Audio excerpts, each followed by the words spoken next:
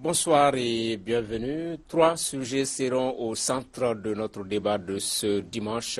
Alger avec la signature de ce préaccord, nous allons en parler. On va également en parler de cette fronde au sein du PDCI RDA, le parti d'Houphouët Boigny qui sera derrière Alassane Dramane Ouattara en vue de la présidentielle, la prochaine élection présidentielle.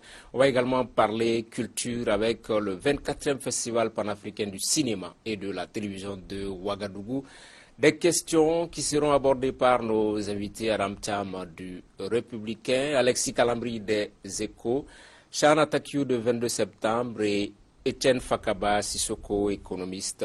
Week-end décisif pour la paix au nord du Mali. On attendait ce dimanche la signature d'un préaccord, ces choses faites, mais sans la CMA.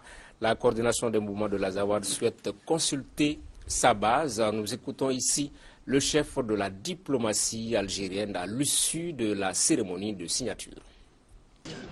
C'est un jour très important, l'aboutissement d'un long processus de négociation. Cela représente une nouvelle ère pour le Mali, pays voisin et frère de l'Algérie, et qui traverse de nombreuses difficultés depuis son indépendance. Dans le souci d'informer l'ensemble des Maliens, le Premier ministre Modibo Keïta, lui, a rencontré ce matin les forces vives de la nation, l'opposition, la majorité présidentielle ainsi que la société civile. Modibo Keïta, Premier ministre du Mali, que nous écoutons également. Aussi dans l'intérêt exclusif de la paix et pour le confort des Maliens et des Maliennes, avec la pleine conscience de ce qui fonde et justifie l'existence du gouvernement et sa mission, nous avons adhéré non à des compromissions, mais à des compromis de nature à sauver l'essentiel. Le projet d'accord soumis au parti n'est certes pas parfait, mais il constitue à notre avis un compromis que nous pouvons accepter tout en restant vigilants quant à sa mise en œuvre. Je sais que certains protagonistes, certains mouvements armés hésitent encore à s'y engager, pour des motifs que nous respectons, mais que nous comprenons difficilement, surtout de la part de ceux qui ont à cœur de construire l'édifice de la paix, de ceux qui œuvrent pour l'avènement d'un environnement sécurisé, un environnement de paix, avec l'accompagnement de la communauté internationale à laquelle nous exprimons les remerciements et les reconnaissances de notre pays. Que dit le nouveau texte sur la régionalisation? Qu'en est-il du terme Azawad? La réponse ici avec le Premier ministre malien Modibo Keïta. Les dispositions qui sont dans cet accord-là sont encadrées par la loi au moment de la phase de mise en œuvre. C'est dire qu'elles sont applicables à toutes les régions du Mali, pas seulement aux régions du Nord. C'est dire qu'aucune entité politique née d'un regroupement territorial ne saurait exister au-dessus de la région, même si les régions auront la possibilité d'établir entre elles des relations de coopération dans le sens du développement économique. À propos de l'appellation Azawad, nous avons noté dans l'accord que cette expression était utilisée dans le pacte national, qu'elle était utilisée dans l'accord préliminaire de Ouagadougou. L'expression était utilisée même dans la feuille de route que nous-mêmes nous avons fait passer en juillet 2014. Mais cette fois-ci, la médiation a estimé que ça ne pouvait pas couvrir une entité politique et que de toute façon, il est prévu dans l'accord un débat national pour trancher définitivement cette question. Au moment où le Premier ministre recevait les forces vives, le collectif des ressortissants du Nord était face à la presse. Le Coran, donc, qui est le premier à réagir à la signature de ce préaccord. Réaction ici, donc, de Maître Maliki Ibrahim.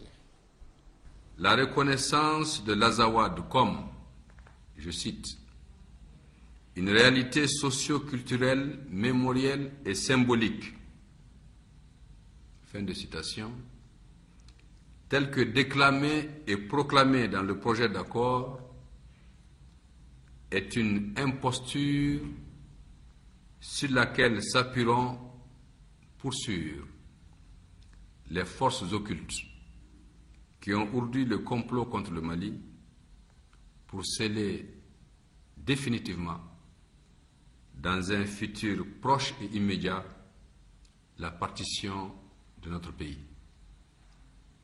Aussi, le Coran en appelle aux autorités du Mali pour récuser tout document comportant une telle imposture.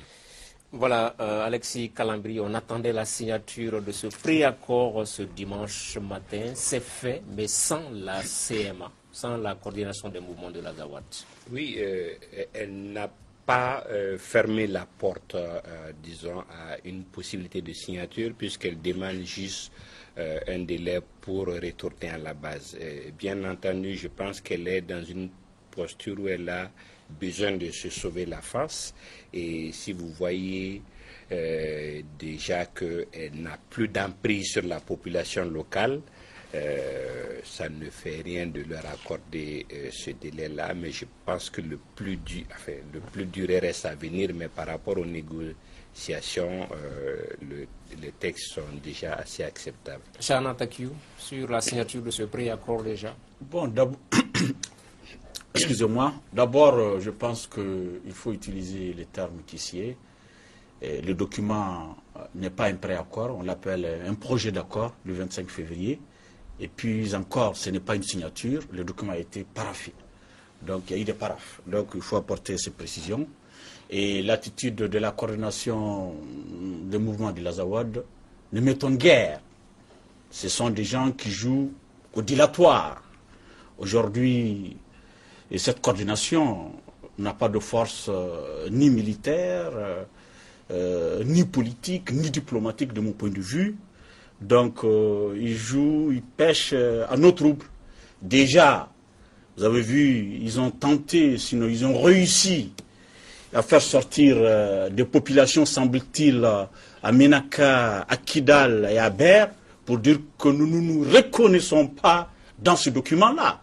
Autrement dit, ils veulent rejeter à travers ces populations le projet d'accord en disant que l'autonomie n'a pas été prise en compte, l'indépendance réclamée n'a pas été prise en compte, donc le document n'est pas bon. Mais tout cela, c'est du dilatoire. Je suis convaincu que cette coordination retournera à la base et reviendra rapidement parapher ce document pour qu'enfin le document soit signé en territoire malien. Étienne, préaccord, projet d'accord, signature, paraphe. Parapher, c'est apposer une signature temporaire à un document. C'est le Larousse qui le dit. Donc le document a bel et bien été signé. Faut-il ajouter provisoire? Certainement oui, mais le document a été signé. Maintenant, on l'appelle paraphe, monsieur. Concernant, on l'appelle paraphe, monsieur. Concernant le fait que le document ait été signé, provisoirement, montre que nous courons véritablement à une catastrophe. Parce que l'ensemble des réserves que nous avions émises à l'époque, que ce soit la société civile, la classe politique, les leaders religieux, l'ensemble de ces propositions-là reviennent dans ce document-là encore. Donc tous ceux-là qui avaient rejeté le document, y compris le gouvernement, ont aujourd'hui l'obligation de tenir le même langage. Donc dire autre chose que ce qui a été dit à l'époque relève de quelque chose qui n'a pas de sens. Quand vous prenez par exemple la dénomination Azawad dont il a été question, aujourd'hui, qu'est-ce qui a été dit à l'époque? Nous avons dit que parler de l'Azawad dans ce contexte-là fait appel à un symbole. Depuis 2012, Azawad fait sonner dans le subconscient du Malien des exactions, fait sonner dans le subconscient du Malien des crimes horribles qui ont été commis aux populations. La sécession aussi. Exactement. Donc aujourd'hui, nous sommes dans une nouvelle phase, après la signature du document bien entendu, il va être question de réconciliation. Comment parler de réconciliation si à chaque fois on parle de l'accord, il y a le mot Azawad et on réveille de vieux souvenirs. D'accord. Adam Thiam, vous allez avoir la parole. On va entrer dans le fond du sujet. Mais déjà, Adam Thiam, par rapport à ce premier tour de table. Non, c'est-à-dire, le processus d'Alger lui-même, il faut dire que cette fois-ci, Alger 5 a été extrêmement laborieux. Il faut savoir que les négociations avaient même été interrompues. C'est donc le forcing de dernière minute qui nous vaut d'avoir cette situation, donc avec un accord dit de paix et de réconciliation. Et puis, aujourd'hui, le refus d'un groupe important de signer ce document. Parce que, en vérité, ceux qui ont signé, c'est le gouvernement malien, la communauté internationale et puis la plateforme proche du gouvernement malien. Donc, un belligérant comme la coalition des mouvements de l'Azawad n'a pas encore signé. Elle veut retourner à sa base pour voir, mais on a vu très clairement dans les 4 manifestations qu'il y a eu dans des petites localités au nord que si elle attend la réponse de la base, elle ne mettra pas sa signature au bas de ce document. Je trouve que c'est quand même extraordinaire. Et donc autant il y a une guerre, autant la guerre est asymétrique au nord, autant la négociation est asymétrique à Alger. Je ne comprends pas comment un gouvernement, la communauté internationale peut apposer un document, apposer la signature sur un document, et qu'un mouvement qui est un fauteur de paix, parce que le Mali a été agressé dans ses frontières internationales reconnues, refuse quant à lui d'apposer sa signature. Ça c'est vraiment le côté le plus choquant. Mais dans un sens, qu'est-ce que j'ai rien à dire à quelqu'un qui me dit oui, c'est bien, donnez-moi la possibilité de retourner à ma base, discuter le document. Parce que si l'on voit bien ce que le Modibo Keïta, le Premier ministre, a dit maintenant, et ce que Maître Malik Doucourène ont dit maintenant, il y a quand même, donc il y a déjà un problème. On ne peut pas dire que l'appellation de l'Azawad était dans le document, dans tous les documents jusque-là, si le mémorandum du gouvernement du 16 février a demandé qu'on l'abandonne. Et ça, c'était leur position à Alger, c'était de demander l'abandon du concept. Et je crains effectivement, comme l'a dit un internaute, que la formulation actuelle dans le projet ne sanctuarise un concept qui ne correspond réellement à rien dans l'histoire des ensembles constitués du Mali. Ok. Alexis, par rapport à la signature, par rapport au paraphe, est-ce qu'il n'y a pas eu cette peur peut-être d'aller vers Alger 6 dès lors qu'une des parties n'était pas prête à opposer sa signature? Est-ce qu'il ne fallait peut-être pas attendre que tout le monde soit prêt, d'accord, unanime, pour signer un document intégral, même pas global? Est-ce qu'il n'y a pas eu cette peur d'aller vers Alger 6 pour attendre que toutes les parties soient prêtes? Mais non, je ne pense pas. C'est-à-dire, il y a je m'attendais à Serge aujourd'hui pour qu'il nous explique, par exemple, l'exégèse de l'interview mercredi de l'améno local Mohamed Aguintala. Bon, si vous connaissez Serge, vous saviez qu'il ne serait pas là aujourd'hui. Voilà, donc, ok, dans taxe. Alors, vous voyez, en partant déjà de ce fait, quand il y a eu cette interview où quelqu'un, Chana peut témoigner, sur sa porte, c'était écrit « Vive l'Azawad ». Qui dit ils sont là, ils nous empêchent de respirer, ils n'ont rien à faire ici, il faut qu'ils partent, on veut la paix, on est malien, on est républicain. C'est un virage à 180 degrés, n'est-ce pas? Et le même soir, vous avez des gens du MNLA qui sont allés sur l'antenne locale de l'ORTM qui est à leur main pour demander au chef de fraction de venir se désolidariser de la déclaration. Il n'y a eu personne. Aucun chef de fraction n'est venu. Donc, je pense qu'il y a suffisamment un faisceau d'indices qui montrent qu'au nord, en tout cas, on a été conditionné ou il y a eu des dessous qui font qu'on était, en tout cas, dans cette mouvance d'aller à la paix. Maintenant, le plus dur est à venir, parce qu'effectivement, il y a des concepts qui sont dedans, qui ne sont pas bien maîtrisés, qu'il va falloir travailler, sur lesquels il faudrait... Ok, on va entrer en profondeur. Mais déjà, Chana, certains observateurs pensent que ça laisse planer un arrière-goût d'inachevé. Il fallait que toutes les parties apposent leur signature au document. Est-ce que ce n'était pas ça le plus souhaité dans le contexte actuel? ça va se faire. L'argument avancé par la coordination du mouvement de l'Azawad, il faut le reconnaître, est compréhensible et acceptable. Parce que quand on dit on va consulter la base, dans n'importe quel système démocratique, on ne peut pas refuter. Nous voulons la paix ou pas. Nous sommes dans un processus de négociation. Quand on négocie, on est obligé de céder quelque chose. Quand on négocie, c'est difficile, c'est dur. Il y a des choses essentielles qu'on abandonne. Aujourd'hui, j'ai écouté mon camarade Malik Maïga au nom du Coran qui dénonce le fait que le mot Azawad soit toujours dans le document. Je lis le document, c'est un document volumineux de 30 pages PDF, mais je puis souligner une fois Azawad. Je ne sais pas si le début, une seule fois le mot Azawad. Partout on parle du nord du Mali, des populations du nord du Mali, etc., etc. Et on a prévu encore une conférence nationale d'entente. Et j'ose espérer que cette conférence nationale d'entente va se prononcer encore sur le mot Azawad. Et que nous allons nous comprendre sur ce mot Azawad qui pose problème. C'est un mot polémique. Ça pose problème. Encore que, pour certains, de la même manière qu'il y a le Wassoulou, il y a le Kénédougou, il y a etc., etc., ça ne gêne pas certains qui en disent l'Azawad. En 92, dans le pacte national, il y avait eu l'Azawad. Mais depuis la signature du pacte national en 92, qui a entendu parler de l'Azawad? Non. Okay. Nous sommes des régions du Nord. D'accord.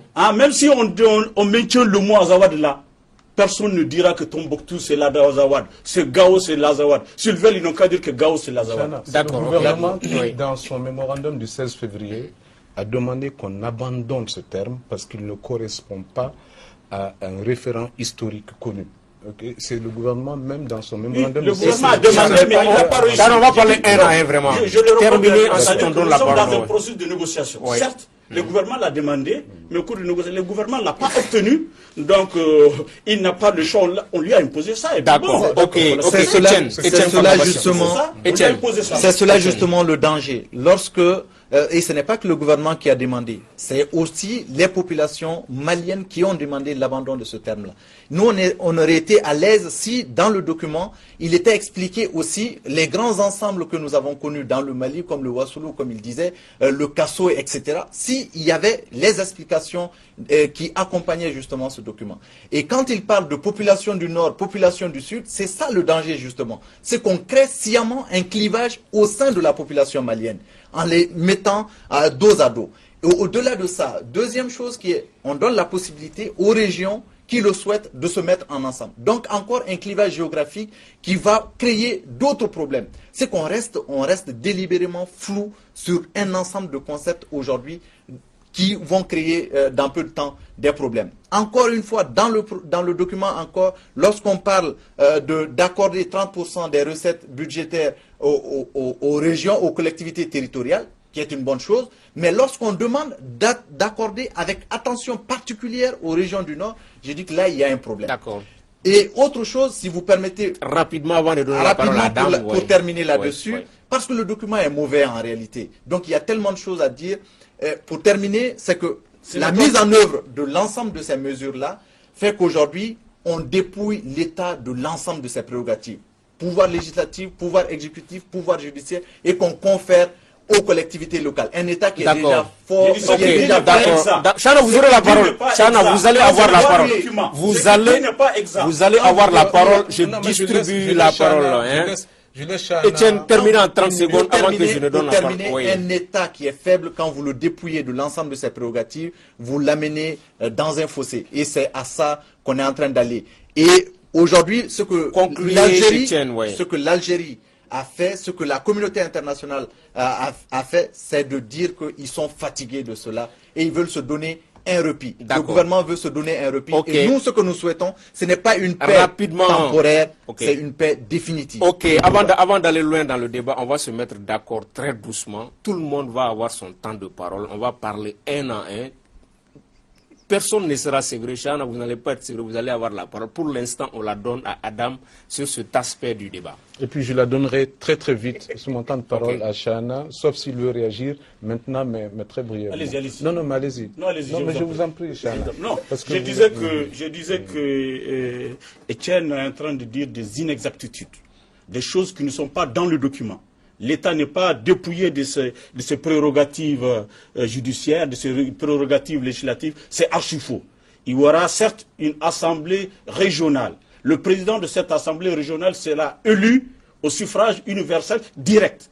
À côté de lui, il y aura un représentant de l'État qui veillera à la légalité. L'État central sera là, l'Assemblée nationale sera là, et c'est l'Assemblée nationale qui va légiférer. Okay. Là, de ce point de vue quand même, je ne pense pas que sur le plateau, on peut faire l'exégèse de cet accord qui porte sur 67 articles, 20 chapitres, des fois avec des contenus qui doivent nous être expliqués par des spécialistes. Donc il ne faut pas que nous tombions dans cette erreur.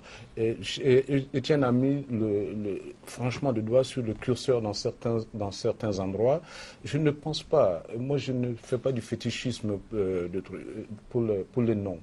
Et je pense que c'est dangereux de toutes les manières, toute argumentation qui nous dit on ne veut pas de l'Azawad, parce que l'Azawad ne correspondait à aucun ensemble historiquement connu. Parce que cela veut dire quoi? Que le mouvement de renaissance de Hamadoun Koufa au Massina, qui correspond à une référence historique connue, peut exiger. Je ne crois pas. La question c'est, nous sommes un pays aux frontières internationalement reconnues, on a porté le fer contre ce pays. Ce n'est pas normal. Hein. Et donc ces mouvements-là, qu'il s'agisse de tous les mouvements nés en 2011 pour attaquer le Mali, sont des mouvements franchement illégaux. Le paradoxe, c'est que nous soyons en train de discuter avec eux. Mais je comprends pourquoi nous sommes en train de discuter avec eux. Nous sommes faibles. Okay. Nous sommes faibles et nous avons fait appel à la communauté internationale et cela comporte effectivement des exigences. Mais même si on fait appel à la communauté internationale, il y a des fois où effectivement il faut pouvoir dire ça suffit. Parce que l'Algérie ne voulait pas de Alger 6. C'était ça. Vous avez raison d'évoquer ça. L'Algérie ne voulait pas de Alger 6, donc il fallait boucler ça. Il fallait boucler ça, y compris si, par exemple, une partie n'a pas le temps de paraffer. Hein, okay. On n'a pas le temps de paraffer. D'accord. Alexis, on voit que désormais la régionalisation est le nouveau socle sur lequel l'État veut s'appesantir pour résoudre cette crise-là. Mais est-ce que ce ne sera pas une régionalisation à double vitesse? Doter peut-être Kidal d'unités de police municipale, par exemple, n'a pas le même effet qu'à Kaï, par exemple, la police municipale de Kaï. Une police municipale à Kaï et une autre à Kidal, ce n'est pas exactement la même chose. Non, c'est pas exactement la même chose, on en convient. Il y a une police municipale à Bamako, à la limite, on ne s'en rend même pas compte, puisqu'elle est plus dédiée à la protection de l'environnement. Mais ce qu'on peut dire, la paix se gagne, c'est une nouvelle construction. Le document qui a été signé est perfectible, comme aime dire Chahana. Mais alors, le tout, c'est de mettre le contenu. Si vous voyez, il y a... Je dirais imparfait. Voilà. Alors, le tout, c'est vraiment de mettre et le contenu et de s'entendre sur les notions. Si vous dites tout de suite une police nationale à Kidal, ça rebute parce que effectivement, pourquoi expressement une police, surtout dans une localité qui n'est pas, c'est juste une bourgade, mais effectivement, qu'est-ce qu'il y a derrière? C'est ce qui peut faire peur, surtout face à un État assez faible. Mais c'est en même temps, c'est vraiment le contenu, les prérogatives de cette police qui peuvent rassurer. Et l'autre chose que je voudrais ajouter, il y a beaucoup de dispositions qui ne sont pas nouvelles quand on parle de régionalisation, quand on parle d'un pouvoir plus accru aux communes et aux collectivités, quand on parle de redistribution de plus de budget aux collectivités. C'est un débat qui a toujours existé, qui n'a pas vu le jour parce que l'État a souvent donné des pouvoirs sans donner les moyens. qui a mené des problèmes. D'accord. Etienne, faut-il avoir peur de cette régionalisation-là? Oui, dans le contexte actuel, oui. Parce que pour la simple raison que nous avons été contraints d'aller vers cela. C'est un choix politique. Et tout choix politique qui se fait sous le feu des armes est voué à l'échec. Comment vous pouvez comprendre que au moment où les groupes armés continuent à s'affronter sur le terrain, qu'au même moment, on va signer un document? Pourtant, l'applicabilité de ce document dépend de ce qui est sur le terrain. Donc, moi, je me dis que nous sommes en train de mettre les charrues avant les bœufs. Et qu'il faut d'abord stabiliser les régions du Nord, stabiliser la situation sécuritaire et ensuite aller vers cela. Et deuxième chose, en faisant respecter aux groupes armés le document de cessez-le-feu qu'ils ont signé le 23 mai et qu'ils ont réitéré le mois dernier. Donc, moi, de mon point de vue, ce qui est important aujourd'hui, ce n'est pas tant d'aller précipitamment, comme aiment le faire certains, d'aller précipitamment vers un accord. Mais pourquoi le plus important, certains auront la parole. Le plus important de mon point de vue, c'est de travailler à consolider une paix durable. Et vous vous souvenez, nous avons signé énormément d'accords. Pourquoi est-ce que ces accords-là ont échoué? Pour les mêmes raisons, pour les mêmes erreurs que nous sommes en train de commettre aujourd'hui. Okay. Et juste pour finir, la police dont parlait tout à l'heure Alexis, et qu'il ne veut pas dire, c'est que en adoptant cette police municipale, on donne la possibilité aux MNLA et à ses acolytes de rester avec leurs armes, justement. Ce sont les mêmes gars qui ont créé la terreur dans le Nord, ce sont ces mêmes gars qui vont être recrutés dans cette police. Okay. Et à mon avis, il faut faire extrêmement attention. Je sais que Charles n'est pas d'accord avec vous, qu'il n'a pas autant peur de la régionalisation que vous, n'est-ce pas, Charles? Non, pas du tout. Le monde évolue.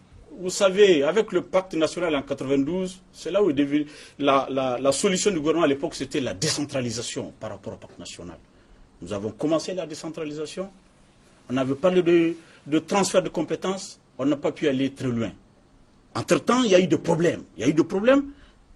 Et aujourd'hui, on revient encore sur la décentralisation, ce que certains appellent la décentralisation poussée, voire la régionalisation. C'est un transfert de compétences qui a marché dans beaucoup d'autres pays, au Maroc, en France, tout ça là.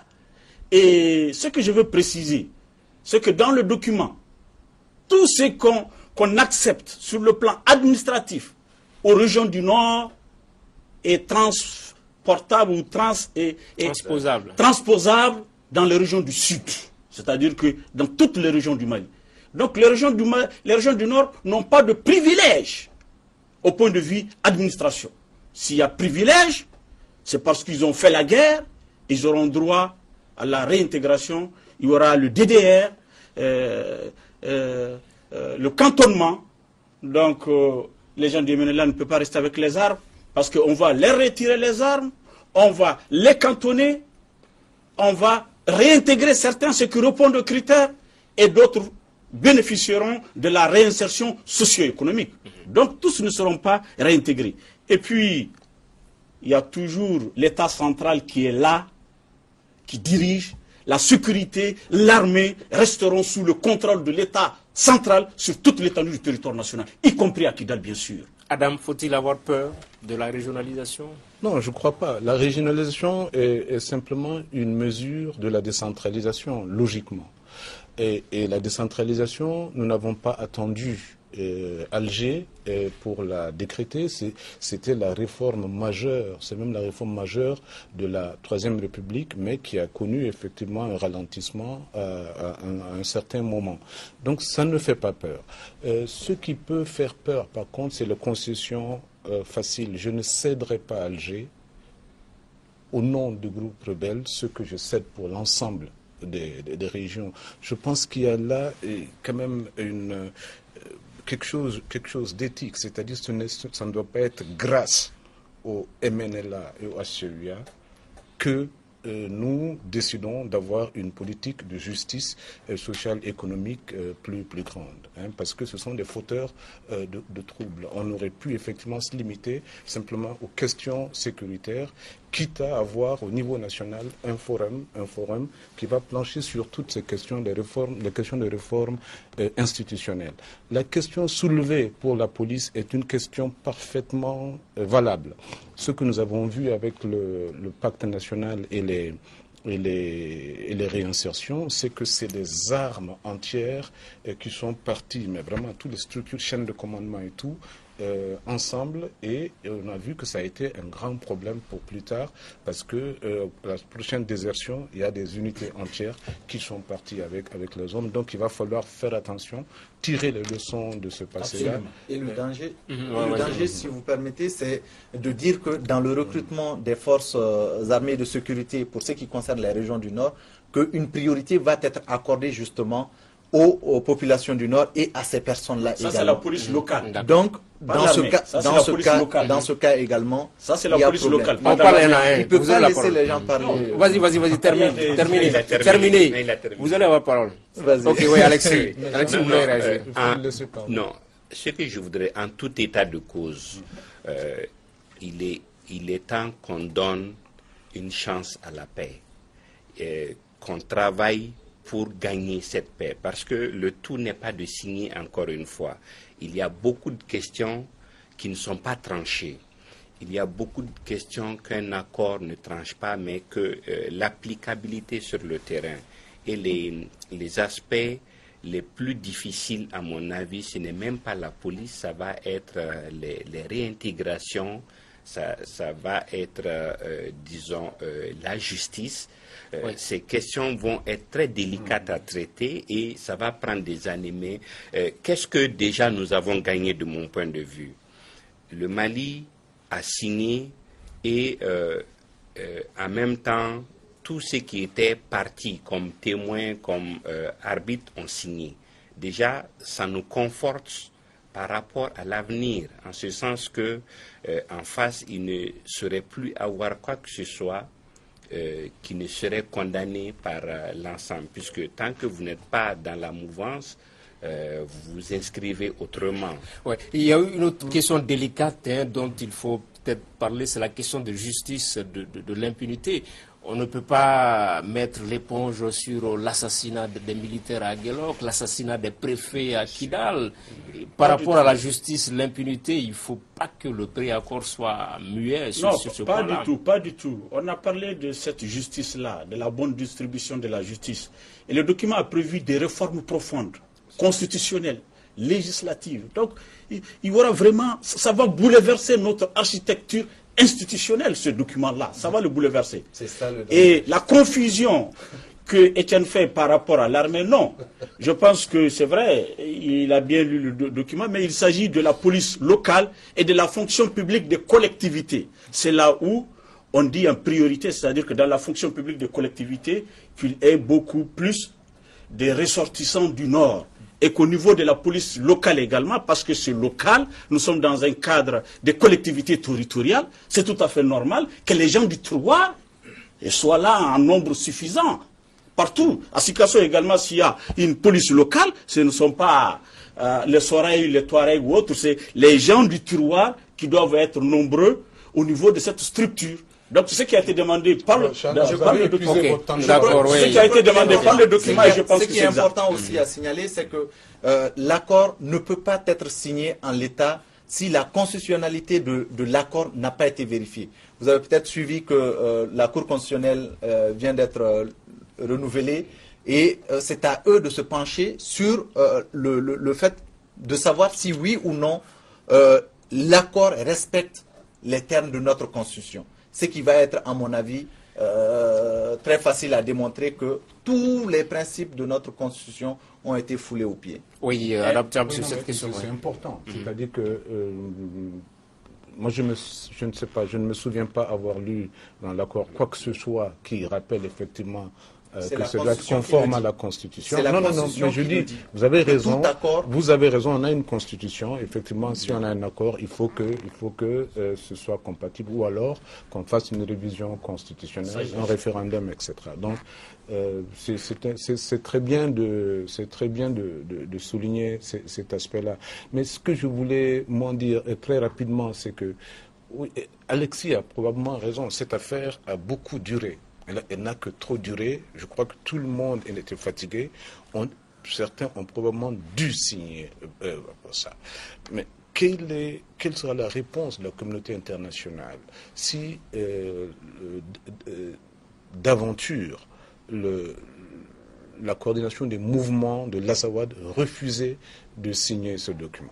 C'est ça, on ne peut quand même pas dire qu'on a transporté le monde entier à Alger, on a signé, et qu'un groupuscule ne signe pas, et qu'ils vont continuer à bénéficier effectivement de ce traitement. Si on ne signe pas, on les mate. Si on ne signe pas, on les mate. Non, on ne mate pas. Si on ne signe pas, on les mate. On va essayer d'avancer dans l'émission. Le nouvel amène local de Kidal, Mohamed Aguintala, qui s'était ouvertement prononcé donc cette semaine en faveur d'un Mali uni et indivisible. Le chef traditionnel qui était au micro de nos confrères de RFI avait écarté toute idée d'autonomie et de fédéralisme.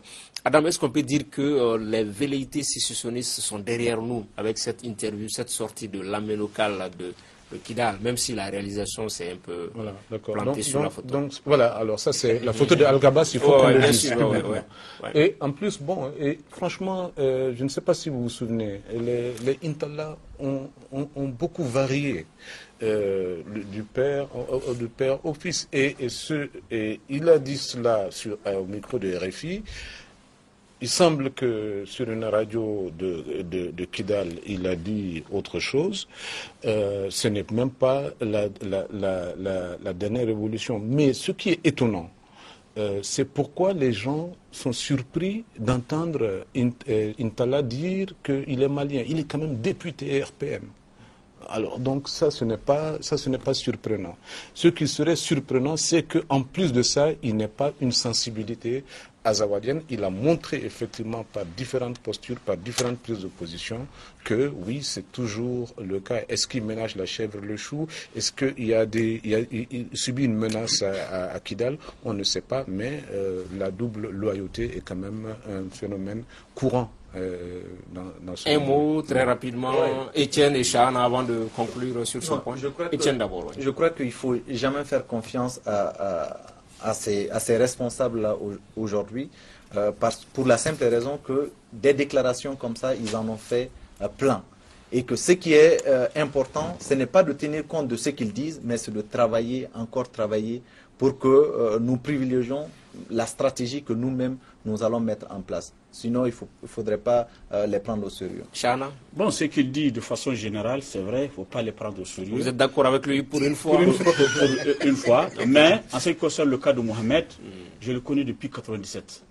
Il est très sérieux. Et de 1997 à nos jours, il y a eu beaucoup de rébellions. Il s'est toujours démarqué de ces rébellions. Son frère Al-Gabas Aguintala, que vous avez montré, c'est son jeune frère. Lui, il a toujours été de toutes les rébellions. Et c'est des gens, souvent, ils créent les problèmes et ils se proposent pour les résoudre. Ils jouent au pyromane.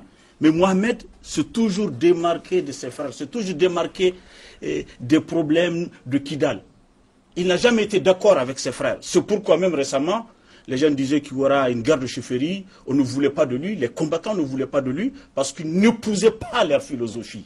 Et ça ne m'a pas étonné de l'entendre sur RFI dire que Kidal fait partie du Mali, qu'il est malien et qu'il va prêcher la paix. C'est du Mohamed ça. Oui, parce qu'il est député RPM, élu à Tinesako avec 100%. Il a toujours été député à Déma, c'est récemment qu'il est devenu RPM. Voilà, avec 100% de voix. Deuxième thème de cette émission présidentielle ivoirienne, le PDCI. RDA a son candidat en la personne de Alassane Dramane Ouattara, réuni à la faveur d'un congrès extraordinaire. Les militants ont voté une résolution dans ce sens. Ici, nous écoutons le rapporteur du congrès ainsi que le président Henri Konan Bédié. Le congrès extraordinaire, au terme de cette délibération, approuve l'appel de Daoukro et invite les militants du PDCI RDA à se l'approprier pour permettre son application effective, pleine et entière. Vous avez été nombreux à apporter votre soutien à l'appel de Daoukro, devenu désormais un appel historique. C'est un plébiscite incontestable. Voilà, tous ne partagent pas cette résolution. À l'extérieur de la salle, d'autres militants ont fait savoir leur mécontentement. Ils sont au micro de notre correspondant à Abidjan, Jean Jaurès Tabi. Disons non à la mascarade qui est en train de s'opérer. Pour nous, il y a une forfaiture, pour nous, il y a un déni de démocratie. Parce que la démocratie, c'est permettre à l'électeur de faire un choix. Par conséquent, nous avons tenu à manifester pour dire non à l'appel de Daoukro, qui était un recul de la démocratie en Côte d'Ivoire. Et nous serons toujours là pour dire non à cela. Chana Takiou, cette fronde au sein du PDCI RDA vous inspire quoi? Elle se justifie. Nous sommes dans un système démocratique, un système pluraliste, où un seul homme ne doit pas en imposer aux autres. Mais quand on est une formation politique, et quelle formation politique? Le PDCI RDA. Une formation politique, c'est pour participer aux élections, c'est pour chercher le suffrage des électeurs, c'est pour gouverner. Mais on refuse d'aller à une élection. On refuse d'aller à une élection. J'ai dit cela n'est pas normal. Démocratiquement, ce n'est pas normal. Le PDCI est un grand parti qui doit aller aux élections et dans le cadre de la coalition, en cas de second tour, peut se positionner. Mais dès à présent, ne pas aller au second tour, au premier tour, c'est une faute politique. Peut-être pour vous, c'est pas normal, mais ça devient démocratique si c'est une résolution de Congrès. Le Congrès est également souverain pour porter son... Non, parce que déjà, si vous avez vu, en fait, Bédié a été très manœuvrier. Il a manœuvré d'abord pour rester à la tête du parti, à la limite contre les textes, et ensuite il a fait en sorte que seuls les partisans de l'appel de Daoukro soient présents dans la salle. Donc je pense qu'en tout point de vue, comme disait quelqu'un, c'est de l'imposture. J'aurais compris qu'il y ait des accords avec le RDR pour le second tour, mais qu'un parti comme le PDC n'ait même pas de candidat dès le premier tour ne s'explique pas. Mais c'est au sein de la coalition RHDP. Tangara, tu vas être seul sur ce coup. Parce que, non, je crois que le plus important, c'est de voir comment les 4 ténors qui n'ont pas participé au congrès, ils ont dit que dans un mois, ils vont organiser un grand rassemblement pour voir quelle stratégie adopter, écouter les militants, les vrais militants pour eux. Parce qu'aujourd'hui, on ne peut pas comprendre qu'un parti de cette envergure-là ne puisse pas avoir un candidat pour le présenter. Donc, il faut plutôt voir comment... Mais le danger, c'est qu'il n'arrive pas justement à trouver un candidat unique, ce qui va être déplorable. Parce qu'à mon avis, c'est ce qu'il faut pour battre Alassane Ouattara. Mais les frondeurs auraient dû rester à l'intérieur du parti du Congrès pour mener ce combat-là. Ils sont dans le parti. Pour eux, c'est plutôt l'autre camp qui a dévié, parce qu'ils les appellent même désormais le PDCI RDR. Voilà. À mon avis, il est logique que le rassemblement des oufouettistes n'ait qu'un candidat et que ce candidat-là soit aujourd'hui Alassane Dramane Ouattara. Il est le mieux placé. Ce que je n'ai pas compris, c'est pourquoi ils étaient obligés d'en arriver là, d'utiliser cette forme pour que le PDCI RDA endosse tout de suite la candidature de Alassane Dramane Ouattara. Et je comprends que celui qui a dit sous une forme ironique qu'il fallait une sorte d'alternance entre le PDCI et le RDR dans la famille oufouettiste, je comprends, il s'est exprimé de manière ironique, mais il a posé un problème juste. Et donc, si la coalition elle est bonne, si le compagnonnage est bon, effectivement, ils peuvent décider, bon, à cette fois-ci, ça va être PDCI, et la prochaine fois, ça va être RDR. Ou alors faire comme à l'ADEMA, une, disons, élection interne pour désigner l'ADEMA n'est pas exemplaire dans ce cas. Ou une fusion, non, même pas fusion. L'ADEMA n'est pas exemplaire dans ce cas. L'ADEMA a refusé de présenter un candidat pour soutenir. Non, mais chaque fois, pour désigner le candidat de l'ADEMA, il y a toujours une élection à l'interne, c'est ce que je veux dire, le rassemblement. D'accord. On me fait signe qu'on a 3 minutes pour conclure l'émission, pour parler rapidement culture, avec l'ouverture à Ouagadougou du 24e Festival panafricain du cinéma et de la télévision. Alexis Kalambri, je sais que vous n'êtes pas foot, mais vous regardez quand même le cinéma, cinéma africain.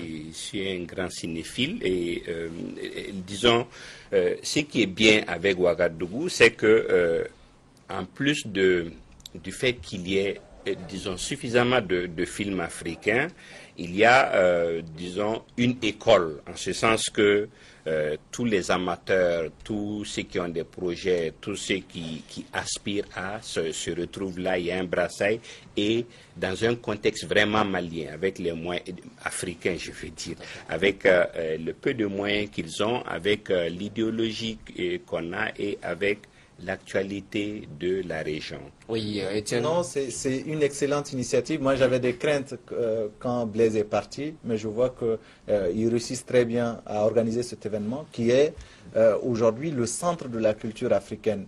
Et j'espère simplement que le film de Sissako n'aura pas de prix et que par contre, le film de... C'est un bon film pourtant. Non, moi, de mon point de vue, c'est pas un bon film parce que il présente les Touaregs comme étant victimes d'une situation qui, à mon avis, eux-mêmes ont contribué à créer. Et moi, je dis surtout que... Le cinéaste, il est libre. Etienne, oui, je suis libre également de ne pas partager le fond de son film. Et non, même pas. Et dernière chose, j'espère cette fois-ci que le film de Cheikh Oumar Sissoko, qui fait son retour 10 ans après, Raps à Bamako, va faire un triomphe à Ouagadougou. Oui, par contre, ça, c'est un excellent film. C'est vrai, c'est-à-dire que...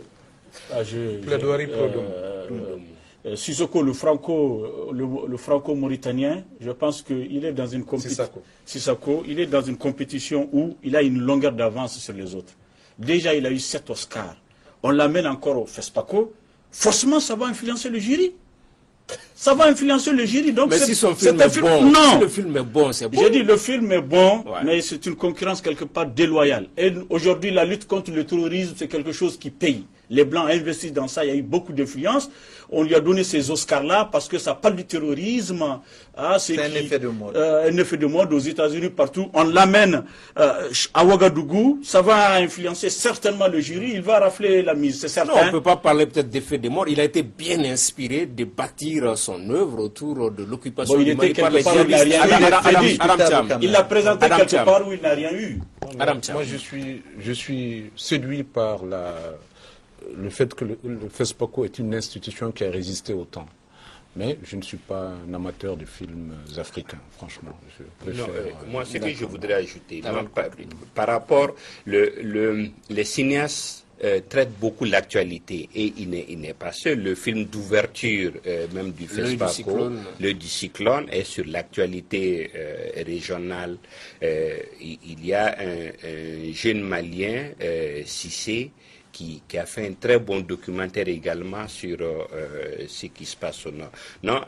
Et le thème, c'est le cinéma à l'heure du numérique. Voilà. Donc, je pense qu'il y a beaucoup d'enjeux à ce niveau. Le problème du cinéma africain, surtout de notre région, c'est les moyens. L'équipement coûte très cher, les conditions de tournage coûtent très cher, mais le numérique permet de régler beaucoup de problèmes. Si vous l'avez vu, il a parlé de Cheikh Oumar qui est, avec Suleiman Sissé, peut-être nos cinéastes les plus titrés à l'international. Mais Cheikh Oumar, entre son dernier film et celui-là, il y a plus de 10 ans. Oui. Voilà, donc c'est des problèmes de moyens. Je pense que le numérique est quelque chose qui va permettre de révolutionner. Et justement, pour rappeler que le Mali est recordman de ce FESPACO avec 3 étalons du Yenenga, 2 obtenus par Souleymane Sissé et 1 par Cheikh Oumar Sissoko. Abderrahmane Sissoko aussi a déjà eu un étalon du Yenenga avec le film Eremakono. Et pour cette édition 2015, qui succédera au Sénégalais Alain Gomis? Est-ce que ce sera Rapta Bamako de Cheikh Oumar Sissoko, Timbuktu d'Abderrahmane Sissoko ou l'œil du cyclone? Rendez-vous le 7 mars prochain dans la capitale burkinabé. Les deux sont en réalité maliens. Donc, voilà, et c'est sur ce que prend fin ce numéro du débat du dimanche. Merci de l'avoir suivi. À la semaine prochaine.